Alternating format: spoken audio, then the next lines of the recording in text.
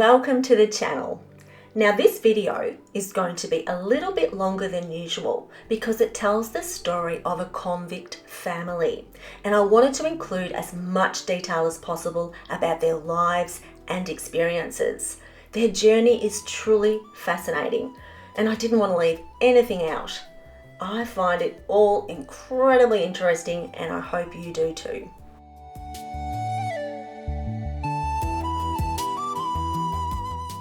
Today we are visiting the White Hills Cemetery in Bendigo again. I have done a story here about Richard Dillingham and I went into more detail about the Chinese and Jewish graves and the significance of them at the White Hills Cemetery. So if you want to learn more about that, I will add the link to Richard's story in the description below. But today we are visiting the final resting place of John Barfoot. Now you might remember John from my previous video about Ellen McAnally. Now I also apologize to people who tell me I cannot say Ellen right, and I know I just cannot get the E out. Ellen, I can't do that. I have to say Ellen. So apologies if it's irritating you, but for some reason I cannot say Ellen like as many times as I'd need to in a video anyway. So we're sticking with Ellen, and yeah. So Ellen McAnally was buried at the Kyneton Cemetery in my last video, and I will put a link to Ellen's story below as well, just in case you missed that one. So John's story is closely tied to Australia's convict past, reaching right back to early colonial Sydney in the 1800s. John's family history is both compelling and significant, offering a unique glimpse into the lives of those who helped shape our nation's early years.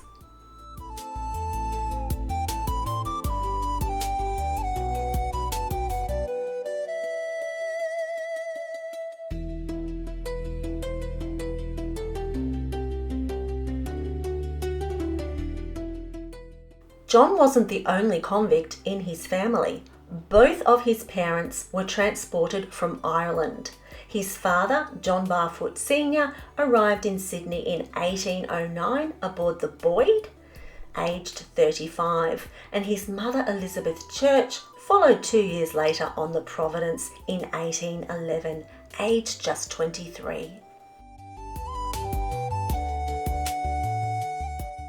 John Sr. was sentenced to transportation for life for attempting to rob the dwelling house of one F.E. Jones, Esquire. Elizabeth's offence remains unknown, though the records tell us she did receive a 7-year transportation sentence. And upon arrival in July of 1811 aboard the Providence, the female convicts were sent directly to the temporary Parramatta Female Factory, located on the upper floor of the Parramatta Jail. This improvised arrangement arose out of necessity, as the colony had no purpose-built facility for female convicts at the time. The space was overcrowded, poorly ventilated, and unsuitable for long-term habitation. Yet it served as the central holding area for women awaiting assignment, punishment, or employment. So within this confined environment, the women undertook basic textile work such as spinning and sewing, contributing to the colony's cloth supply. The site also functioned as a place of confinement for those considered unruly or in need of discipline. Conditions were harsh, and the lack of privacy and sanitation reflected the broader neglect of female convicts in early colonial planning.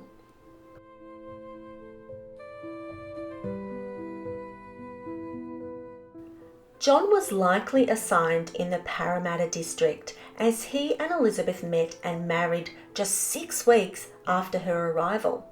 Their wedding took place at St. John's Church in Parramatta, officiated by the renowned Reverend Samuel Marsden. Reverend Marsden and his wife Elizabeth played influential roles in the early development of the colony of New South Wales. Arriving in 1794, Marsden served as the second chaplain to the colony and became known for his stern moral views and active involvement in both religious and civic affairs. He established churches, promoted education, and was instrumental in expanding agricultural practices, particularly sheep farming. Elizabeth Marsden supported her husband's work while raising their family and managing domestic affairs at their Parramatta home, which became a hub for religious and social activity. Together they contributed to the spiritual and social fabric of the fledgling colony. Though Reverend Samuel Marsden's legacy remains complex due to his harsh treatment of convicts and strong disciplinary approach, Elizabeth Marsden, however, has a fascinating story of her own, which I've written about and will be sharing in a video on my new channel, Australian Genealogist.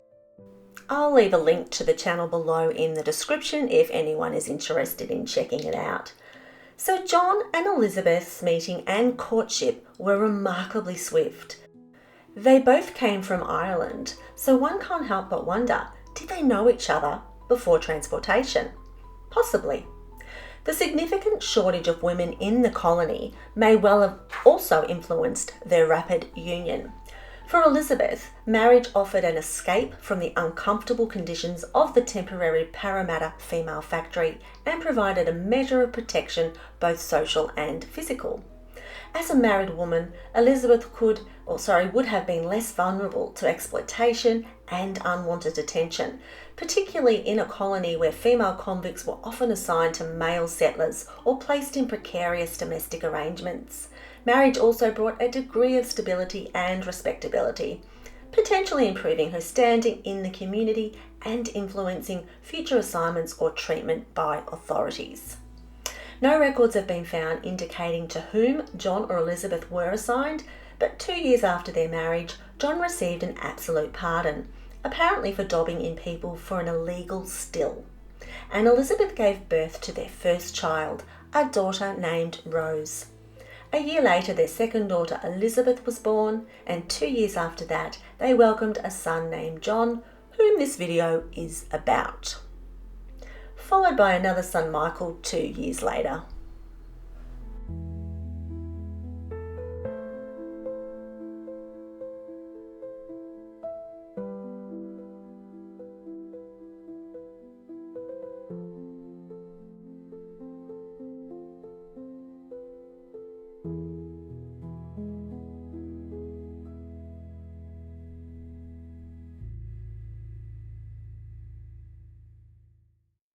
In 1820, John and Elizabeth made the decision to relocate their growing family from Sydney to Port Dalrymple in northern Van Diemen's Land, travelling aboard the Little Mary with their 4 children. This move was likely driven by John's desire to own land and to farm, a goal that was increasingly achievable in Tasmania, where the colonial government was encouraging settlement and agricultural development through land grants and incentives. At the time, Van Diemen's Land offered more space, opportunity, and a chance for emancipated convicts to establish themselves as free settlers. For John Sr., who had received an absolute pardon 2 years earlier, and Elizabeth her certificate of freedom, the relocation represented a fresh start and a pathway to independence. The journey across the Bass Strait was no small feat, but it marked the beginning of a new chapter, one rooted in hope, hard work, and the promise of land. So after arriving in Van Diemen's Land, the family faced significant hardship. They settled in the Port Dalrymple and Launceston region, which was still in the early stages of colonial development. Although the land appeared promising, farming in northern Tasmania proved far more challenging than expected. Coastal soils were heavy and poorly suited to cultivation, while the inland terrain was densely forested and wet, making it difficult to clear and farm. With limited infrastructure, few established markets, and a reliance on convict labour, small-scale settlers like John encountered constant setbacks in their efforts to establish a productive farm. Despite these difficulties, John was appointed a constable, a role often given to well-behaved convicts and ex-convicts due to a shortage of manpower. These men, known as petty constables or field police, were paid modest wages and played a vital role in maintaining order in the colony. As the family grew, Elizabeth gave birth to a daughter, Anne, in 1821, followed by Eleanora in 1823. With 6 children to feed, John's meagre wage was not enough to support the family. In 1824, the Barfoot's 4 eldest children were placed into an orphanage in Launceston. An entry in the Colonial Secretary's general correspondence highlights the family's dire circumstances. It read, John and Elizabeth. Barfoot is a constable and has 7 children, very poor. The following are fit for the institution. Elizabeth 10, John 8, Michael 6, and Anne 5. This record offers a sobering glimpse into the harsh realities faced by early settlers, especially those with convict backgrounds, trying to build a life in a fledgling colony. I believe the entry that says the Barfoots have 7 children is a mistake because their 7th child, Bridget, wasn't born until the next year in 1825. What a traumatic experience this must have been for the family, especially the children. It's deeply unfortunate that rather than offering support to help families stay together, the authorities of the time saw orphanages, institutions, and so-called children's homes as the solution, a tragic reflection of the era's harsh social policies.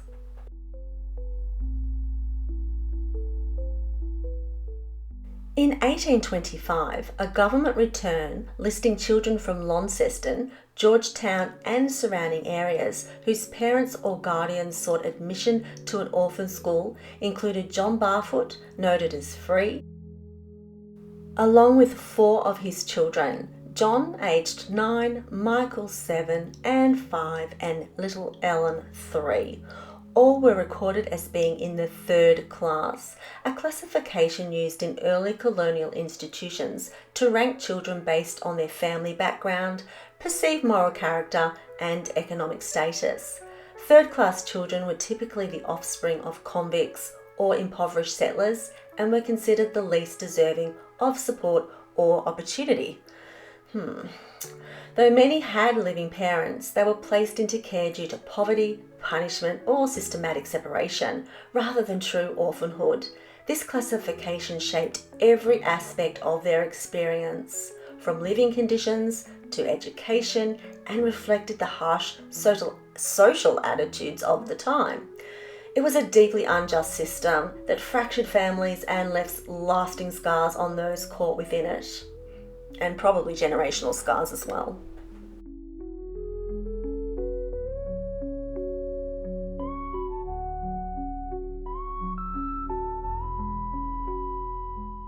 Notably absent from the list were Rose and Elizabeth, the 2 eldest daughters. Their omission may suggest that they were expected to begin working to help support the struggling family, a common expectation for girls of their age in impoverished settler households. By 1826, things had gone from bad to worse for the Barfoot family. Life seemed to unravel for the mother, Elizabeth, whose hardships had been mounting for years. The removal of 4 of her children into institutional care in 1824 marked a deeply painful chapter, one that would have shaken any mother. With the family already struggling under the weight of poverty and limited support, the separation was likely emotionally devastating. While the historical record does not explicitly link this event to Elizabeth's later decline, it is reasonable to consider that the trauma of losing her children, combined with the relentless pressures of colonial life, may have contributed to her deteriorating well-being.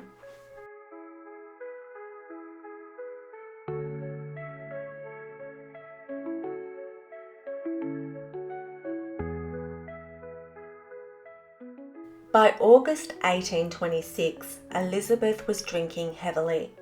Alcohol may have offered temporary relief from the grief and despair she carried, but it also became a visible sign of her suffering. In a society that offered little compassion or support for struggling mothers, especially those with convict ties.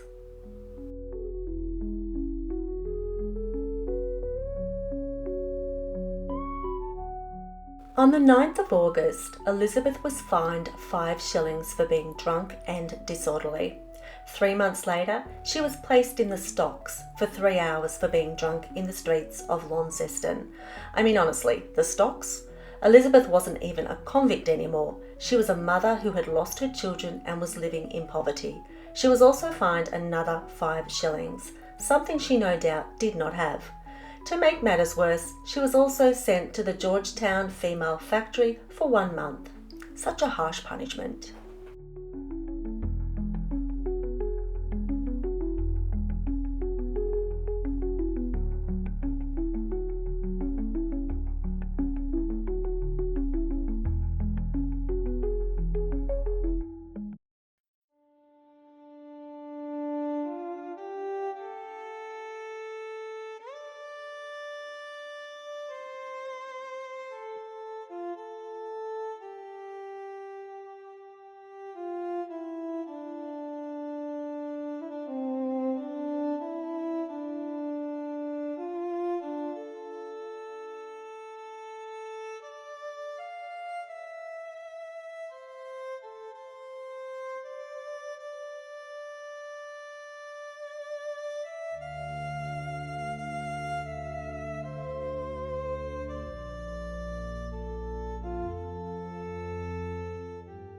During her months-long sentence, Elizabeth would likely have been engaged in labour typical of the factory's operations. These included spinning coarse colonial wool into cloth, making leather goods, and crafting shoes, tasks that were considered productive and reformative.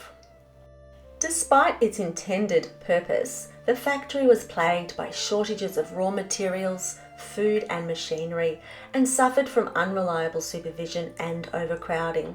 By the mid-1820s, the building was already deteriorating, with broken windows and doors hanging off their hinges. Interestingly, some women viewed a stint at Georgetown as a kind of respite, compared to harsher conditions elsewhere. For Elizabeth, who was not a convict, but a woman punished for public drunkenness, her time there would have involved hard labour under supervision, likely the textile or leather workshops. She may have also been subjected to moral instruction or religious observance, as was common in penal institutions of the time.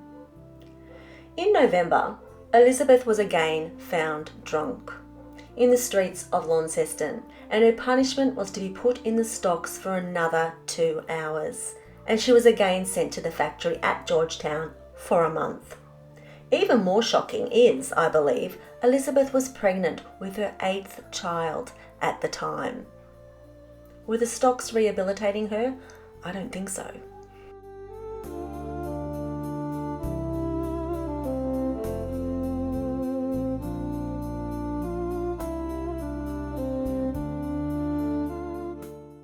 (1827) was an even rougher year for the Barfoots. Elizabeth and John seemed to take turns finding themselves in trouble with the law. The couple now had 7 of their children in the Launceston Orphanage, including their newborn son William. In February, John Sr. fell afoul of the law. As a constable, he was charged with receiving a bribe and neglecting his duty, but the charge was dismissed. In March, Elizabeth was charged with being repeatedly drunk and disorderly. The magistrate ordered her to find sureties to keep the peace for 3 months, a legal requirement that meant she or someone on her behalf had to pledge a financial guarantee for her good behaviour. If she breached the peace again during that time, the sureties would forfeit the money and Elizabeth could face further punishment. Alongside this, she was sent back to the Georgetown Female Factory for another month. How do people living in poverty find sureties for their good behaviour? Dear me. In May, John was fined 10 shillings for neglect of duty. His next charge sheds light on what had become of the Barfoot's marriage. In November, John was dismissed from his office as constable for disobedience of orders and gross immoral conduct in living in a state of adultery with a woman. It was also recommended that he be deprived of the salary now due him.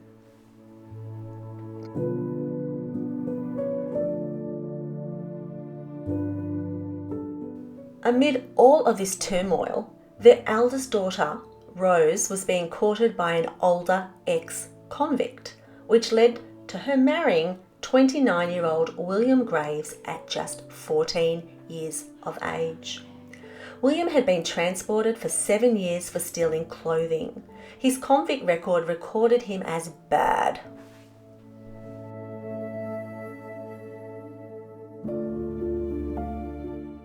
In 1835, he was arrested in Launceston for stealing more clothing, a pair of trousers and some other articles. He received a 7-year sentence, with 4 of them to be worked in irons. Wow, that's harsh. During his 4 years on the chain gang in Launceston, he received a number of 50-lash sentences for refusing to work, trying to abscond, and he must have had a thing for stealing materials because he stole a handkerchief, the property of Corporal Ramsey. A big mistake, because he received a further 3 years on his 7-year sentence, and it was recommended that he be returned to the Hulk chain gang, where he endured more lashes and suffering. I can find no records of children for the couple, and young Rose died in 1846, aged 30. William would go on to die a pauper in Hobart in 1876.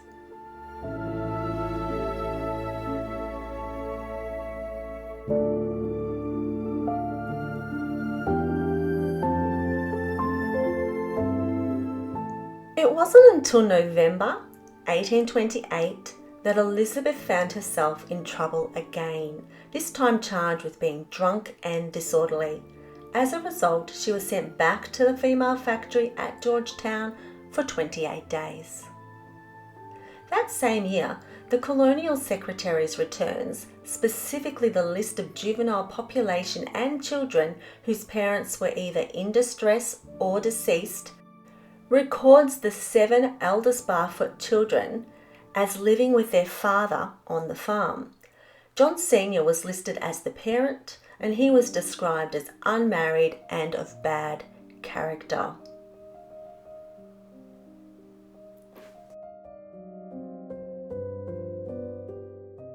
He was also listed as the owner of a small farm. The children were recorded as Roman Catholic, not attending school, and unable to read or write. Elizabeth may have come and gone between periods at the female factory. It was, by all accounts, a sad situation. It's likely that the older children, especially the girls, took on the responsibility of caring for their younger siblings.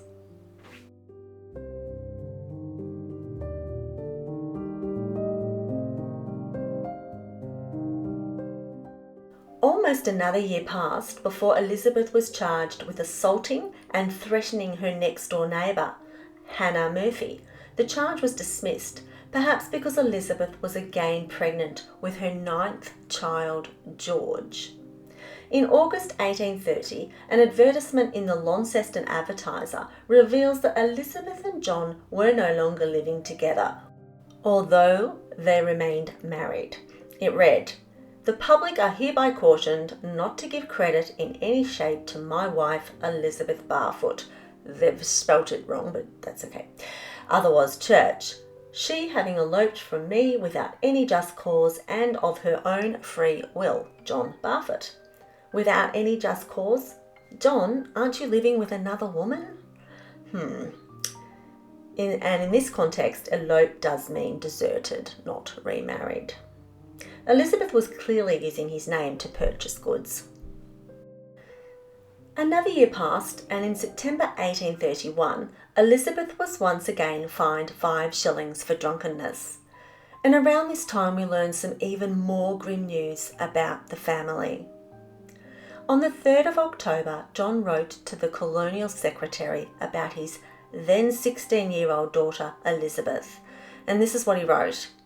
"May it please your Excellency, it is unfortunate for me to trouble your Excellency in a case of family matter, but where one of the unreadable, at least, I couldn't read that, is under the cognizance of you, I beg leave to call your attention now to the case in a more particular matter. Thomas Bird, a prisoner of the Crown, has carried on a private and clandestine correspondence with my girl Elizabeth, about 16 years of age, for now upwards of 18 months. He has made various proposals of marriage to her and has besides represented himself as a free man in a very short time, and all which I listened with parental caution. But Bird never having acquired your Excellency's permission to marry, I have become quite callous on the subject. Bird, however, found means to decoy my girl from my house and farm at the Springs about 4 months ago, and it was after much searching and difficulty I found her living under his protection in a house of bad fame in Launceston, the proprietor of which is notorious for the seduction of youth.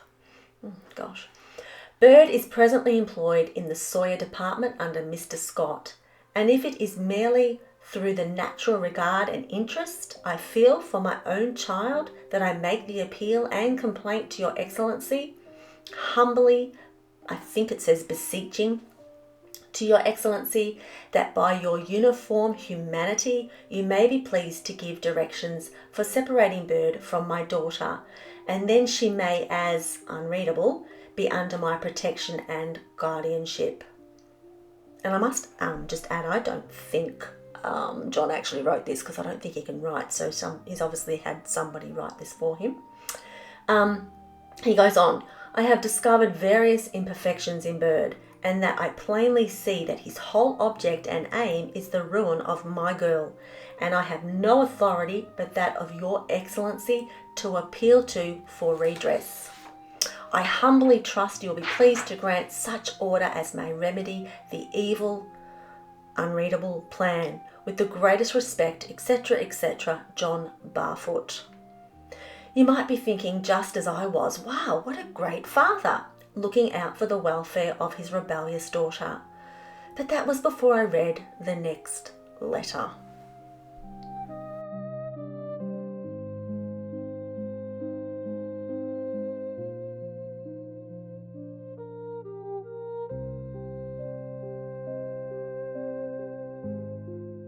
John's letter was received by the colonial secretary and subsequently referred to the police magistrate for the district, which was Launceston. A Lieutenant William Thomas Littleton, the police magistrate, responded with the following. The statement of John Barfoot is totally unfounded. On his own application to me and with his entire consent, I recommended Thomas Bird for permission to marry his daughter. I believe the object of John Barfoot has been to control money. He is a very bad character and has often carried out the prostitution of his children. His daughter Elizabeth Barfoot has been married to Thomas Bird about 6 weeks. W. Littleton. Now, I don't even know what to say about that. It's a deeply disturbing accusation, and one that casts a very different light on John Barfoot's character. Now, am I reading that correctly? Could that mean something else that I don't understand? Please, if you have any more light on the subject, any more knowledge, please leave comments in the comment section, just because I don't know if I'm reading what I think I'm reading. Whether or not the claims were ever formally investigated or proven, they reflect the serious concerns held by the authorities at the time. For Elizabeth, this letter suggests a life marked by hardship, exploitation, and a desperate need for protection, something that may have influenced her decision to marry Thomas Bird. Could this be what drove Mother Elizabeth, his wife, to start drinking? While there isn't enough information to know exactly what was going on behind closed doors, one thing is clear: this family was in deep distress. Young Elizabeth did marry Thomas Bird.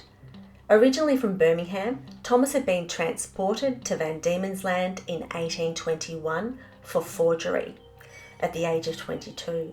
The couple were married in Launceston in October of 1831, just a few weeks after John had written his letter to the colonial secretary.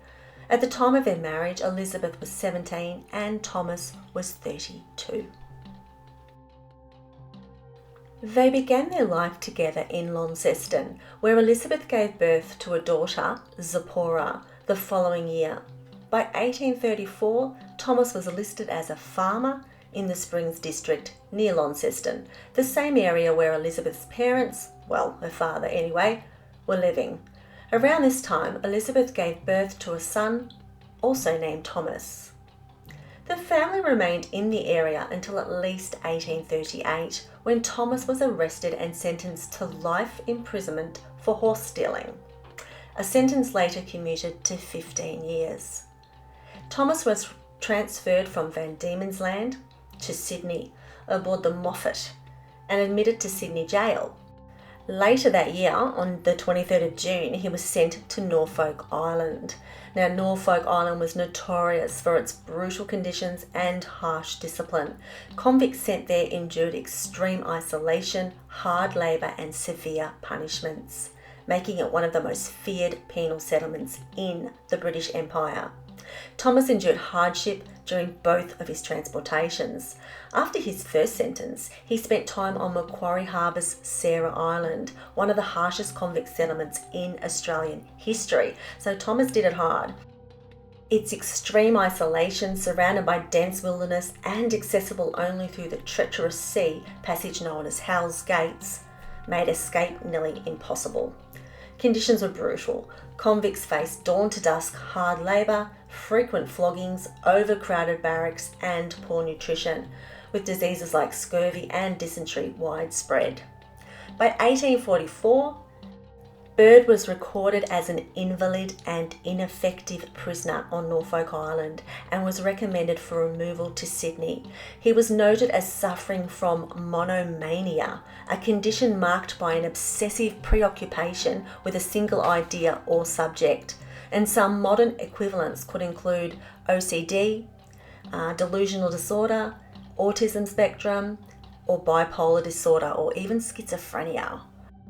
In historical records, monomania was often a catch-all term for behaviour that didn't fit neatly into the limited understanding of mental illness at the time.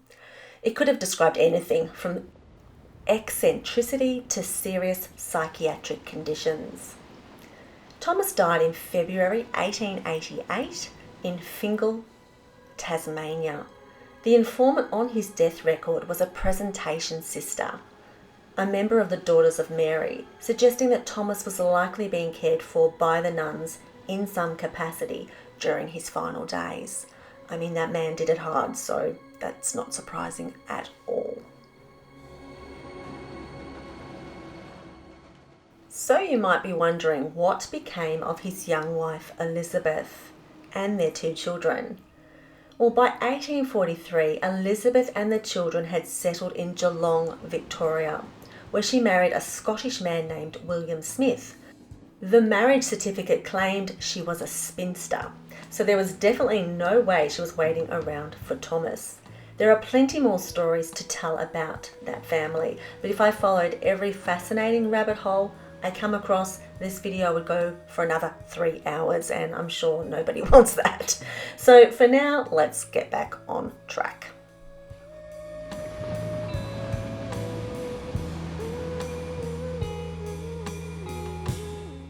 The last known offence committed by Elizabeth Sr. was in 1833, when she was fined 5 shillings for being drunk. After that, no further records of her have been found.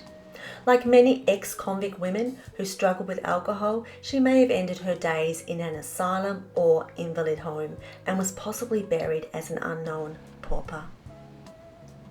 John Sr. married again in 1840 at the age of 60, this time to 48-year-old widow Anne Hammond. His second marriage appeared to be as successful as his first marriage.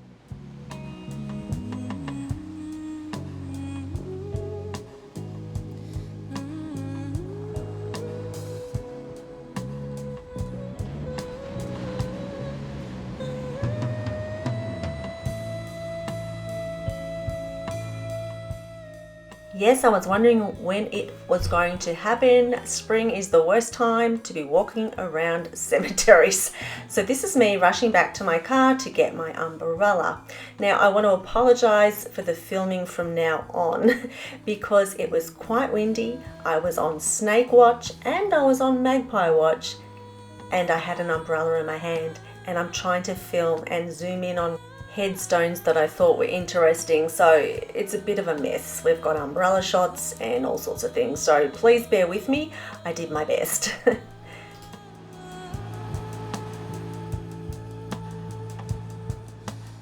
So only 2 months after John Sr.'s wedding, a notice appeared in the Launceston Advertiser stating that Anne had absconded for no reason. A year later, another cautionary notice was published, and it's unclear whether Anne had returned to John after her first departure or if she had left again. I mean, the situation is not really surprising with what we do know about John. Now, John died in 1846 from inflammation of the bowels, and Anne went on to remarry in 1849.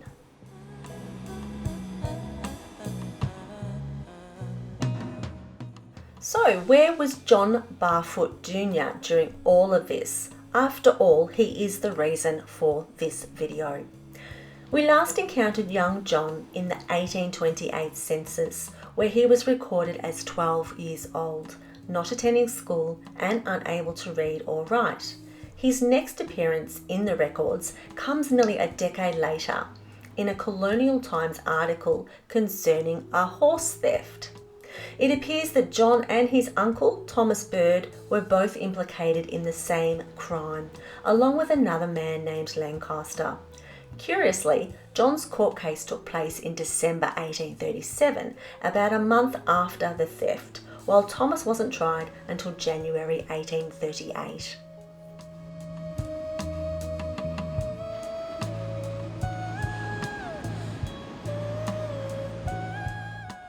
A mare and her foal had been taken from the paddock of a nearby neighbour, Charles Wilkins. To steal the horses, the men had removed several logs from the paddock fence. Constable Henry Lark later spotted the trio at the Castle Inn in Brighton. It seems the men rode the horses all the way from near Launceston to Hobart. Goodness me. Lark found them inside having a drink while 3 horses stood at the door. He noted the horses appeared to be very fatigued. They could scarce walk. I observed 2 were mares. Another constable, Isaac Stephen, was stationed at the Bridgewater Ferry, and he recalled seeing the men there and noted that one of the mares was in such poor condition she had to be lifted out of the boat. He asked why they had ridden the animal so hard. The prisoner, Thomas Bird, replied that they had ridden the mares from Oatlands for fun and that he had given one as much water as she could drink, which he claimed was the cause of her illness. The next time Stephen saw the men was at the nearby Fox Inn, where the mare Thomas had been riding had died.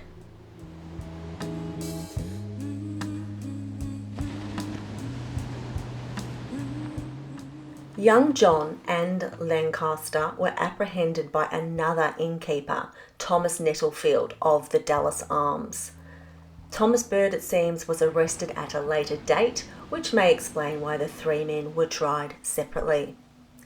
John's conviction record offers further insight into his family's living arrangements, and it reads, John Jr. at the Springs, 2B boys, Michael and George at home, 5F, meaning females, Bridget, Ellen, Anne, Eliza and Rose, the 2 last married.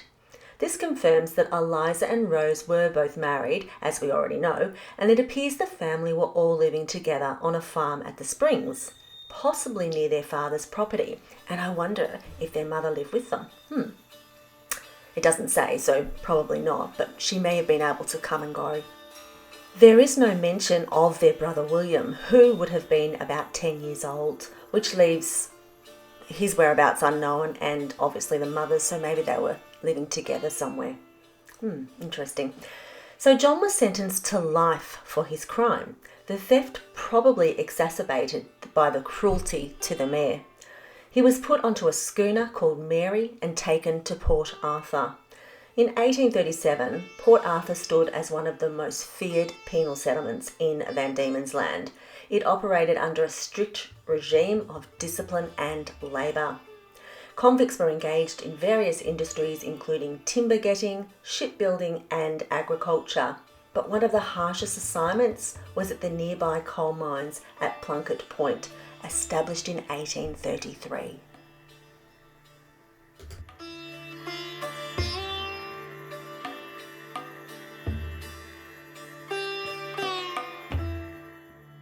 The coal mines were developed both to reduce reliance on imported coal and to serve as a punishment station for the worst class of convicts at Port Arthur.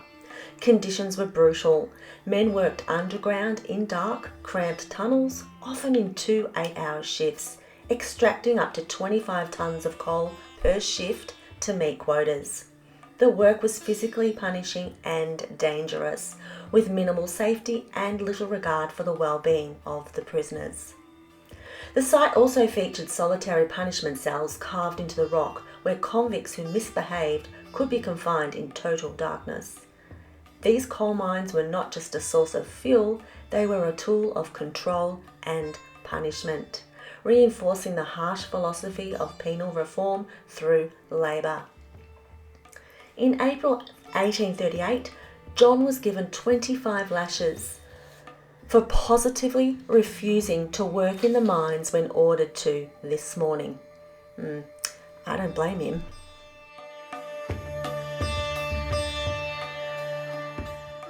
In July 1840, John was confined in a jailhouse, likely at Port Arthur, where he was charged with bad conduct and sentenced to 3 months of hard labour on the roads. After serving his sentence, he was assigned to a Mr. J. Gillett at Back River near New Norfolk, most likely as a farm labourer. By April 1843, John was still working for Mr. Gillett when he was charged with neglect of duty and sentenced to 10 days of hard labour. At that time, a convict in New Norfolk would typically serve such a short sentence locally under the supervision of district authorities. These punishments were usually carried out through manual labour on public works such as road repairs, land clearing or infrastructure maintenance. A few months later, John was again charged, this time for being drunk, neglecting his duty and ill-treating his master's horse. What was it with John and horses? Honestly, not good. He received another 3 months of hard labour and was returned to the jailhouse with the added note that he was not to be assigned again in the New Norfolk area. He had clearly worn out his welcome. It's likely that John remained in second-class confinement, probably at the Hobart Penitentiary, until March 1844. Second-class prisoners were typically housed in shared cells and assigned to manual labour, such as road work or maintenance. Conditions were strict, but less severe than those faced by third-class or punishment-class inmates, with basic rations and limited privileges under a rigid daily routine. In March, John was assigned to a Mr. Shannon, but once again was charged with being drunk. This time he received 14 days of solitary confinement and was relegated to third class. Third-class prisoners at the Hobart Penitentiary were considered the lowest category of convicts, often those who had committed serious offences or repeatedly breached prison rules. They endured the harshest conditions, including confinement in poorly ventilated cells, minimal rations and hard labour with few or no privileges. Despite his troubled record, John was recommended for a conditional pardon in 1846, which he received in August of 1847.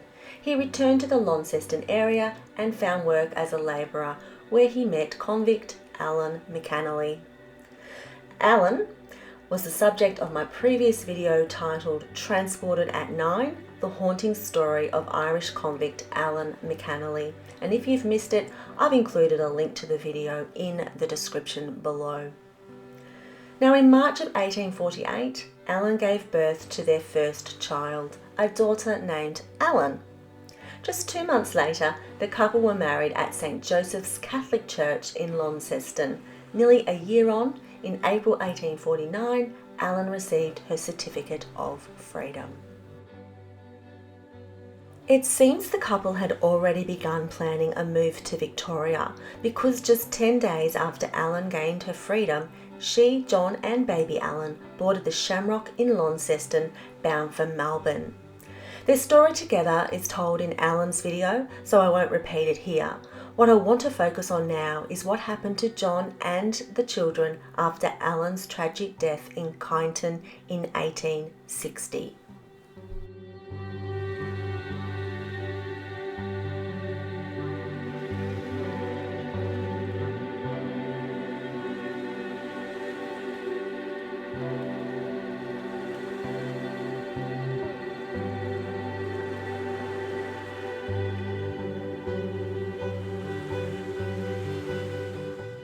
While researching John's life, I gained deeper insight into why he may have chosen not to commit his wife Ellen to an asylum for her struggles with alcohol.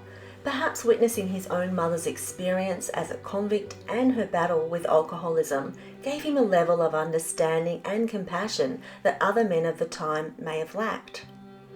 What do you think? Could John's past have shaped a more empathetic response to Ellen's suffering? John, Ellen and their 3 children travelled to Kyneton in June 1860 to visit John's sister Anne. Well, that was the official story anyway. In 1839, 18-year-old Anne had married 27-year-old convict James Hockey.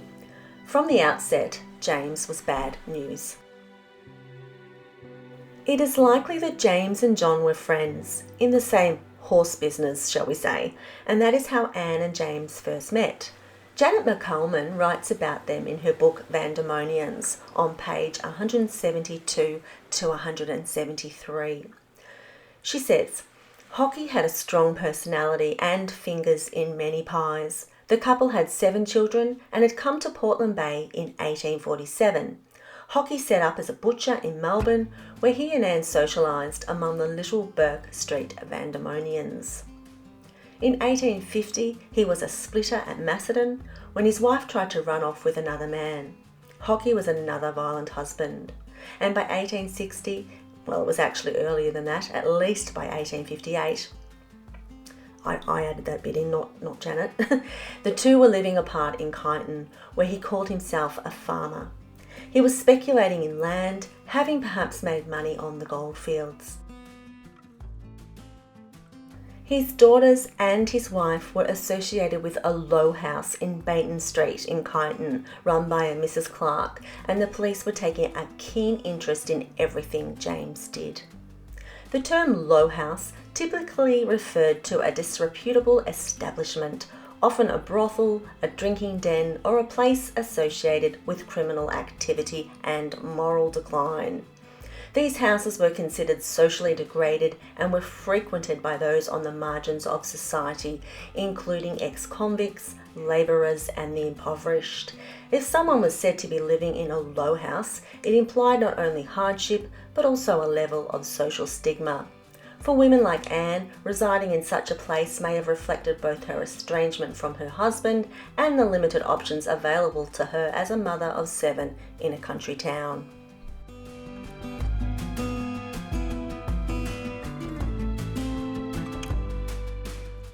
Anne had accumulated a number of convictions over the years for drunk and disorderly behaviour and for using offensive language in public.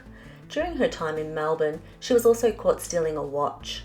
Her relationship with James had clearly deteriorated by 1858. He had placed a notice in the Kyneton Examiner declaring that he would not be responsible for any debts contracted by his wife.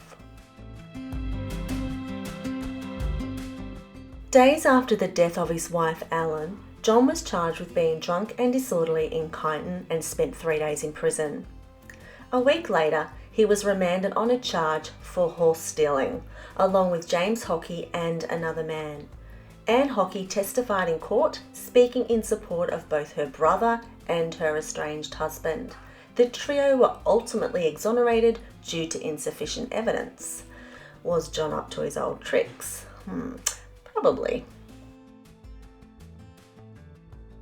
We can trace John's life from this point through his various court appearances. Most of the charges were relatively minor, petty theft and other illegal activities, likely driven by poverty and circumstance. However, one troubling incident occurred in 1862 when John and his son, also named John, were both charged with stealing from a person. The charge was ultimately dismissed, most likely due to a lack of evidence. Even though the case didn't proceed, it raises questions about the environment John's children were growing up in, and whether they were being drawn into the same patterns of behaviour. After this event, the family, or at least John, moved to the Bendigo area. Maybe he wanted to get away from the bad influences in Kyneton. By January 1896, John had been admitted to the Bendigo Hospital. Shortly afterwards, he was received into the Bendigo Benevolent Asylum, where records list him as 74 years old and a Roman Catholic. He remained in the asylum for nearly a decade until his death on the 29th of August 1905.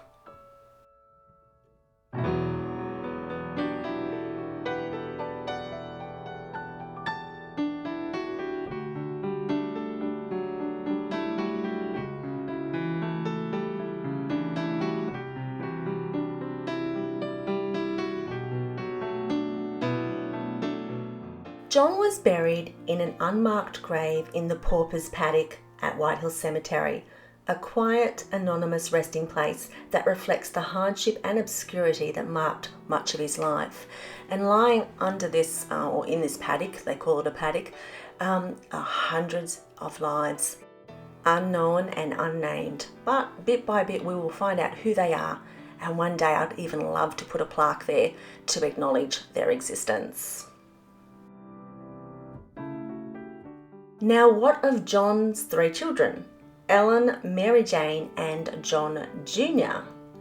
Ellen and John both went on to marry and raise families. Young John had a few minor brushes with the law in the 1890s, including for stealing wood at Yankee Creek and illegally cutting timber. On both occasions, he was fined 5 shillings. Young Mary Jane's story, however, ended in tragedy. She was murdered at just 27 years of age. The circumstances surrounding her death raised many questions, such as whether anyone noticed she was missing. There is clearly a lot more to uncover in this story, but that's for someone else to research in depth. Was Duncan Lennie ever brought to justice? Was it ever definitively confirmed that the body found was Mary Jane? If you know more, feel free to share in the comments. Her death was widely reported in the newspapers, and the coverage suggests a heartbreaking case.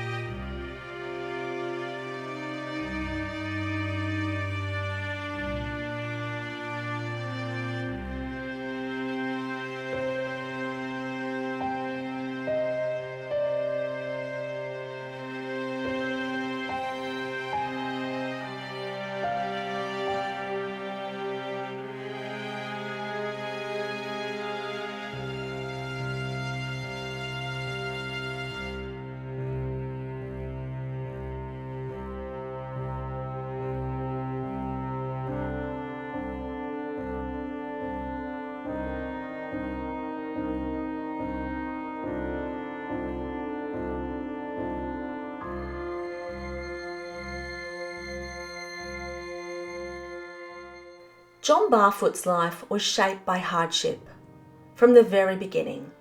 Born into a convict family in early colonial Sydney, he endured poverty, institutionalisation and the brutal conditions of Van Diemen's Land. His early years were marked by displacement, brushes with the law and the harsh discipline of Port Arthur and the coal mines at Plunket Point.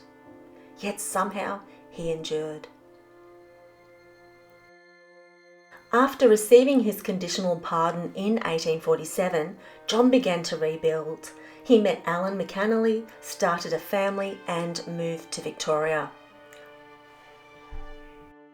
Their marriage, though touched by tragedy, offered a glimpse of stability and compassion, perhaps shaped by John's own experiences with his mother's struggles and the fractured nature of his childhood.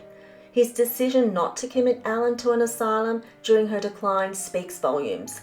It suggests a man who, despite his past, had learned empathy. But life remained difficult.